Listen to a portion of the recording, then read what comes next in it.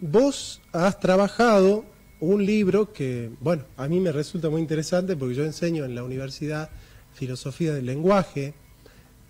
Trabajaste el tema del lenguaje y la política, ¿no? ¿Cuál es la tesis central de ese libro? Presentanos ese libro y, bueno, ayúdanos a comprender esta realidad, ¿no? Que es por ahí la manipulación del lenguaje, el eufemismo en la política. Será un placer. En primer lugar, lo vuelvo a mostrar, Lenguaje, Ideología y Poder.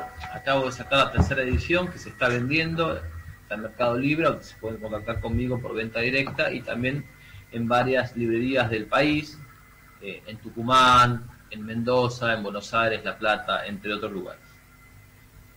Como bien insinuás, la tesis del libro tiene que ver con que el lenguaje influye en el hombre y que el hombre es justamente el protagonista de la política. Y la política no es un terreno para nada ajeno al lenguaje, todo lo contrario.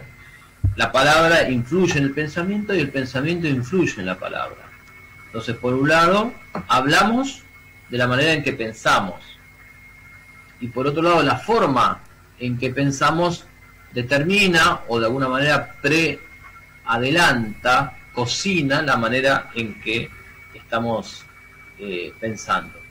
Por eso es que es tan importante hablar bien y por eso es que muchos regímenes políticos lo primero que intentaron, para bien o para mal, fue controlar el lenguaje. Doy un ejemplo muy sencillo. En la Unión Soviética se sacó de circulación novelas en las que se mencionaba la palabra Dios con mayúscula y se la sustituyó por otras impresiones donde estaba la palabra Dios con minúscula. Hace no tanto, en México, 2010-2011, en Sinaloa, hubo un político que en su propaganda, en uno de sus actos, dijo, bueno, que Dios nos ayude a ganar, unas cosas así. Fue multado. El político fue multado por mencionar la palabra Dios.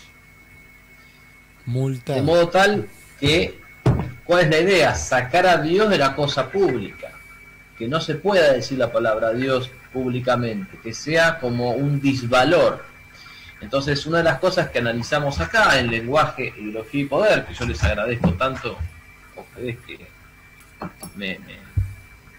la posibilidad de presentar el libro, justamente lo que analizamos es la guerra de las palabras, la guerra lingüística, la guerra semántica. Es evidente que aquel que define las palabras, el significado de ellas, tiene la mitad de la batalla ganada. Por eso es que el que controla la premisa controla la conclusión. Y entonces yo lo que hago en el libro es mostrar distintos aspectos de la vida social, cultural y política en donde este nuevo lenguaje que se nos intenta instalar hace estragos, ¿no? En el feminismo, por supuesto, en el tema del aborto, por supuesto, pero también en el tema social y político anterior al feminismo y al aborto, como el tema de los llamados derechos humanos, en el tema de la cultura, todo el juego que hay entre tolerancia e intolerancia, fanatismo, fundamentalismo, sos cerrado, sos abierto, discriminación. Sí, fascista. Fascista, nazi, exactamente, son todas palabras que, como dice uno de los autores que yo cito, Alberto Falcionelli, dice, no tienen un sentido para el marxista, dice, y yo agregaría, y para muchos más hoy, no tienen un sentido definido, sino que son palabras que sirven para la acción.